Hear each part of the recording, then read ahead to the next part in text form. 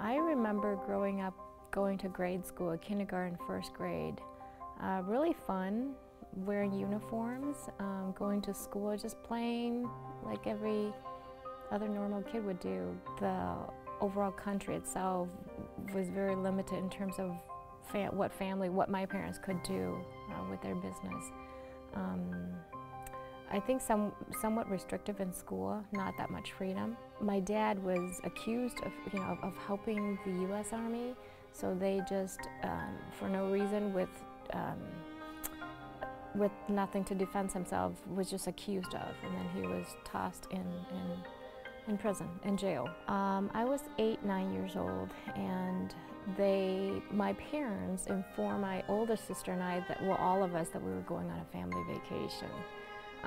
It was an escape, of course, but they couldn't tell us. My parents separate our family into two groups, and the plan was that my dad had pulled together all of his money to build this boat to escape, and we were supposed to take different routes so that they wouldn't be suspicious of us. And the road that my dad and my sister had planned on taking, they had a group that was before us that was being captured. And so upon hearing that was the exact same route that we planned on taking, my dad had decided to hold back and not take that risk. When my mom and the other groups had made it, they couldn't wait any longer. At midnight, they pulled anchor and they had left. 2 years later, on a different boat, we made it. We made it to Malaysia and stayed in a refugee camp there, and then was transferred to a camp in Manila, Philippines, and stayed there for about 6 months. And during that time, we found out that Mom had made it to the U.S., to Minnesota. So in that span of 2 years, while she was making her way through the refugee camp to Indonesia and all the other refugee camps, we were making an effort to escape Vietnam, to connect with her, to reunite our family. I remember landing in Minnesota in March of 1983, very cold. So it was challenging. We had a big family and living in a very small, tight, small house where we all shared, I would say, if you can imagine kind of camp style like beds where we would have 2 levels of bunk bed, and we all share, all 5 of us share one bathroom. I started 4th grade at an elementary school, and I remember being teased on the bus. There were kids that were just calling like Jinx Eye and calling me all kinds, or making up all kinds of phrases that I couldn't even understand then. And my sister Kim, who was here 2 years earlier, understood more English than I was at that time, and she would encourage me to just ignore them. They're just teasing you. So she knew what they were saying, but I didn't.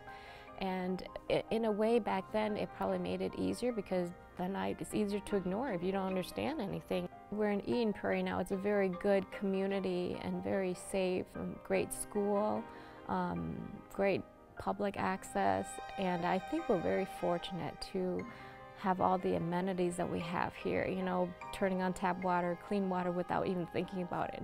And I constantly think about my kids of how now, if we were to take them back to Vietnam, they probably couldn't survive there. We constantly have to show it to them that you have to think about others who are less fortunate in the community, and trying to make sure that they understand the value of volunteering in the community.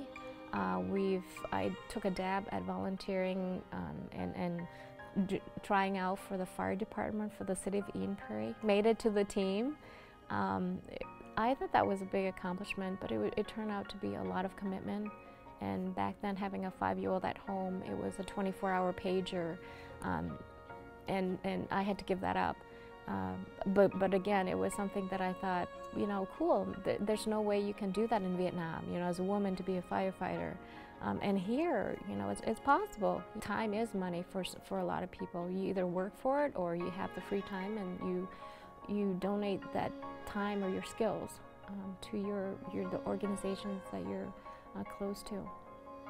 So hopefully my kids will continue to see that and follow that, and maybe later on in their life they will give back in their own ways.